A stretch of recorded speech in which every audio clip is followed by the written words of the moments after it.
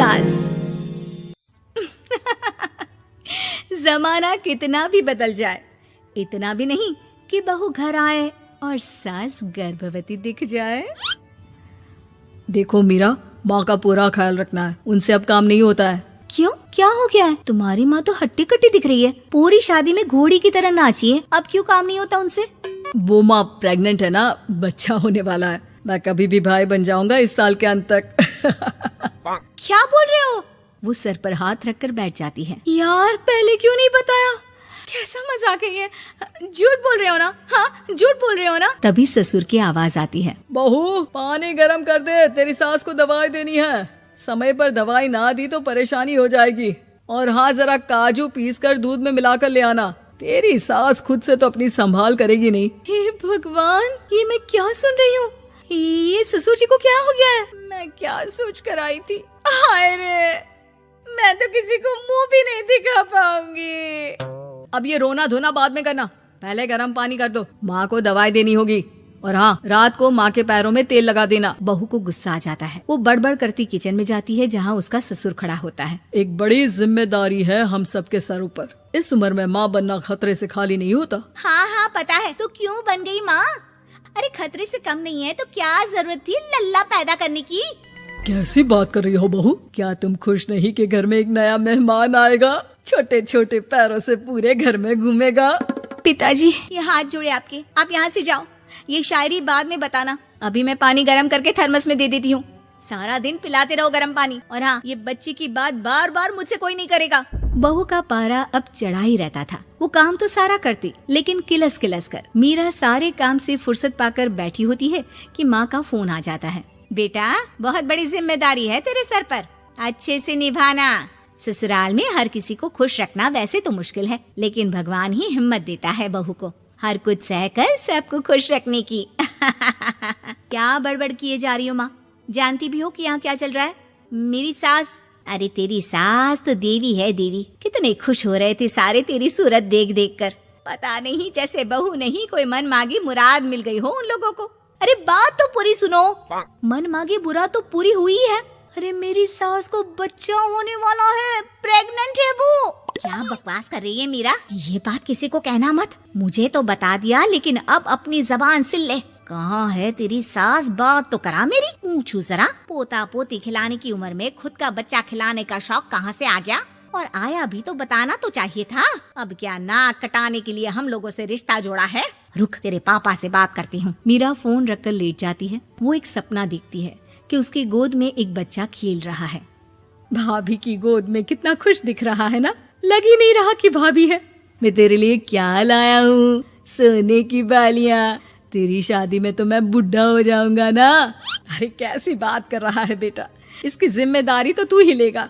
हम लोगों का तो कोई भरोसा नहीं, कब ऊपर वाला उठा ले। बहू को सास को देख देख कर गुस्सा आ रहा था। तभी वहाँ पड़ोसन आ जाती है। अरे बहू, तुझसे तो पूछने से भी डर लगता है कि कब खुशखबरी सुना रही है।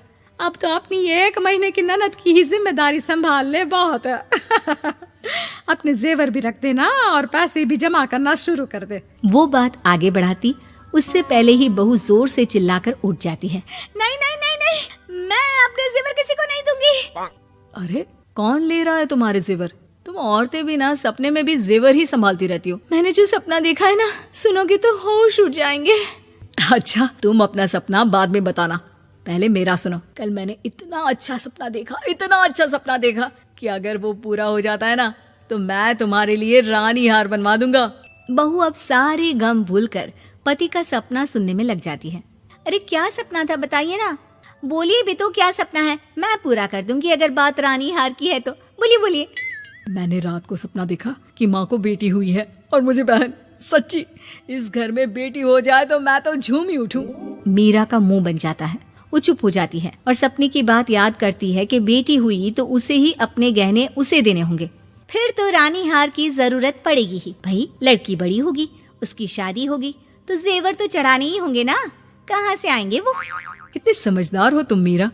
मैंने भी यही सोचकर तुम्हारे लिए रानी हार लेने का सोचा था। अरे फूटी किस्मत मेरी जो ऐसा परिवार मिला। मेरे पापा की तो मैं अभी क्लास लगाती हूँ, जो सब जानते हुए भी ऐसे परिवार में मेरी शादी कर दी। बहू पिता को फोन लगाने ही वाली होती है कि ससुर की फिर से आवाज आती है। बहू गरम पानी ले आ जल्दी, थर्मस में खत्म हो गया है। बाद में खबर लेती हूँ मैं पापा की, पहले सास को गर्म पानी दिया हूँ। बहू अभी किचन में काम कर ही रही थी कि मीरा के मम्मी पापा आ जाते हैं। वो हाथ में ढेर सारे फल लेकर आते हैं। मीरा के पिता मीरा के ससुर से कहते हैं, लीजिए भाई साहब, ये फल रखिए, बहन जी को खिला दीजिएगा। वैसे कैसी है उनकी तबीयत? बस पता तो है आपको, ऐसे वक्त में जो होता है बस वही सब। मुझे तो सुनकर बहुत गुस्सा आया था, लेकिन चलिए, भाग्य में जो है लिखा उसे कौन टाल सकता है। डॉक्टर को दिखाए? हाँ, बस डॉक्टर आने ही वाला है। अच्छा हुआ आप लोग भी आ गए। उतने में एक सुंदर सी लेडी डॉक्टर आती है।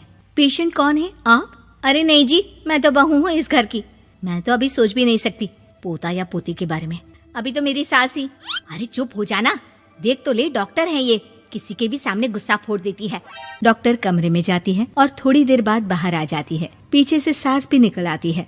हे भगवान, इतना दुख तो किसी को भी ना दे जितना मुझे दिया है। देखिए बहन जी, आप लोगों को तो ये सोचना भी नहीं चाहिए था।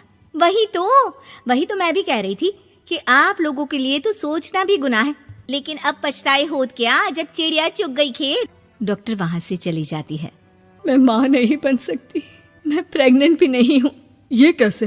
तुम तो बोल रही थी कि अरे वो गैस का दर्द था और पेट भी गैस से फूल रहा था। डॉक्टर ने चूर्ण दे दिया है, गर्म पानी से फांकना है।